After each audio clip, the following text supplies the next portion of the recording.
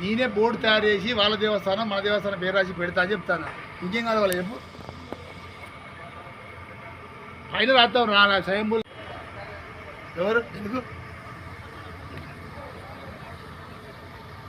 అంత అధికారం నాదే ఉన్నది. ప్రజాపాలన రేవంత్ రెడ్డి నాదే ఉన్నది.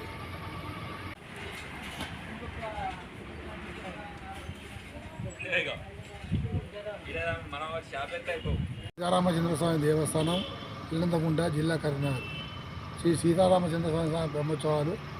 ఈ దేవాలయం యొక్క ప్రతిష్టత ఇది 800 సంవత్సరాల క్రితం దేవస్థానం. స్వయంభూ వ్యక్తమూర్తులు ఉత్సవమూర్తులు స్వయంభూగా ఇచ్చిన దేవుడు. ఈ యొక్క దేవస్థానం యొక్క విశిష్టత సీతారామచంద్రస్వామి అరణ్యవాసం చేసినప్పుడు ఈ ఇల్లంతకుంట గ్రామానికి రాగానే ఈ దశరథ మహారాజు తండ్రి యొక్క దశరథ మహారాజు జరిగిపోయినని వార్త విని ఇక్కడనే దుఃఖించి ఇక్కడ ఇల్లంతకుంట వృక్షం యొక్క పరుగులతోటి సార్థకం చేసి చేయడం జరిగింది. అందుకని దీనికి ఇల్లంతకుంట గ్రామం పేరు వచ్చింది. ఈ సీతారామచంద్రస్వామి దేవస్థానంలో స్వయంభూ ఉత్సవమూర్తులు. ఈ ఉత్సవమూర్తులు తానుగా చెప్పుకున్నది సీతారాముడు లక్ష్మణుడు భర్త సిద్ధంగా స్వయంగా ఇంతవరకు ఈ దేవస్థాన చరిత్ర 800 సంవత్సరాల దేవస్థాన చరిత్ర కూడా ఉత్సవమూర్తి దాతరం లేదు. స్వయంభూ వ్యక్తమూర్తులు ఇక్కడ ఈ ఉత్సవాల కొరకు వీరికి వచ్చిన భక్తులకు ఏ మొక్కున్నా పుత్ర సంతానం లేకున్నా కష్టకాలం ఉన్నా రోగనిదాలైనా ఏదైనా సకలం బాగుపడడానికి కోరికలు చేసే దేవుడు దేవస్థానం. మరియు ఈ సీతారామచంద్రస్వామి దేవస్థానం ఇల్లంతకుంట బ్రహ్మోత్సవాల సందర్భంగా భక్తులకు ఐక్య సంఖ్యలో భక్తులు 2 లక్షల మంది దగ్గర రావడం జరుగుతుంది. ఈ భక్తులకు అన్నదానము, మంచినీటి వసతులు, వైద్య సదుపాయాలు, పోలీసు సిబ్బంది అందరూ అన్ని రకాల సహకారం చేసి బ్రహ్మాండంగా సీతారామచంద్రస్వామి దేవస్థానం కళ్యాణం జరుగును. కావున భక్తులు అందరూ ఇచ్చేసి ఈ కళ్యాణ మహోత్సవం తిలకించి భగవంతుని కృపకు పాత్రని కోరుచున్నాను. నమస్కారం. శ్రీ సీతారామచంద్రస్వామి దేవస్థానం ఇల్లంతకుంట గ్రామం మరియు మండలం కరీంనగర్ జిల్లా. సీతారామచంద్రస్వామి దేవస్థానం బ్రహ్మోత్సవాలు ఏప్రిల్ 15 నుంచి 27 వరకు జరుగుతాయి. ఈ యొక్క ఉత్సవాలలో భాగంగా రేపు ఏప్రిల్ 17వ తేదీన శ్రీరాముని కళ్యాణం అత్యంత వైభవంగా నిర్వహించబడుతుంది. రేపటి కళ్యాణ మహోత్సవానికి ప్రభుత్వం తరపు నుంచి దేవాదాయ ధర్మాదాయ శాఖ, నుంచి అన్ని రకాల ఏర్పాట్లను పూర్తి చేయడం జరిగింది.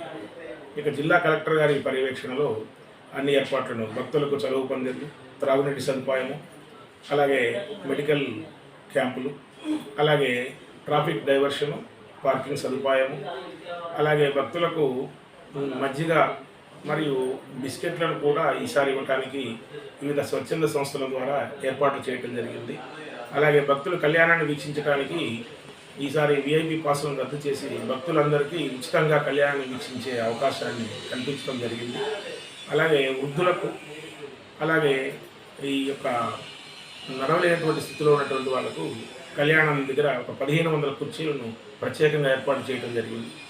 అలాగే కళ్యాణానికి వచ్చేటటువంటి భక్తులకు ఆర్టీసీ వారితో సమన్వయపరచుకొని హుజూరాబాద్ జమ్మికుంట నుంచి ఇల్లందుకుంట వరకు బస్ సదుపాయాన్ని కూడా ఏర్పాటు చేయడం జరిగింది. ఈ యొక్క ఆర్డబ్ల్యూఎస్ డిపార్ట్మెంట్ ద్వారా టెంపరీ టాయిలెట్స్ను 2 ప్రదేశాల్లో ఏర్పాటు చేయడం జరిగింది. అలాగే పర్మనెంట్ టాయిలెట్స్ దేవాదాయ శాఖ నుంచి 24 గంటలు అందుబాటులో ఉంచడం జరుగుతుంది. అలాగే దేవాలయం చుట్టూ ఇక త్రాగునీటి కొరకు వివిధ నల్లాల ద్వారా భక్తులకు సదుపాయం ఏర్పాటు చేసి ఉంచడం జరిగింది. ఈ యొక్క ఉత్సవంలో సుమారు 1,00,000 మంది వరకు భక్తులు పాల్గొంటారు.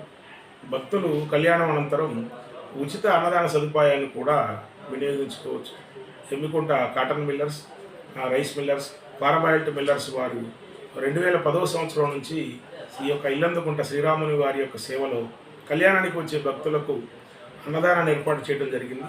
ఈ సంవత్సరం కూడా సుమారు 1,00,000 మంది భక్తులకు ఉచితంగా అన్నదాన సదుపాయాన్ని ఏర్పాటు చేయడం జరిగింది. కరీంనగర్ జిల్లా నుంచే కాక వివిధ పరిసర ప్రాంత జిల్లాల నుంచి కూడా అనేక మంది భక్తులు ఈ కార్యక్రమానికి రావడం జరుగుతుంది.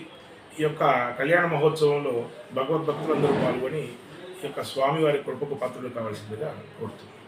జై శ్రీరామ్.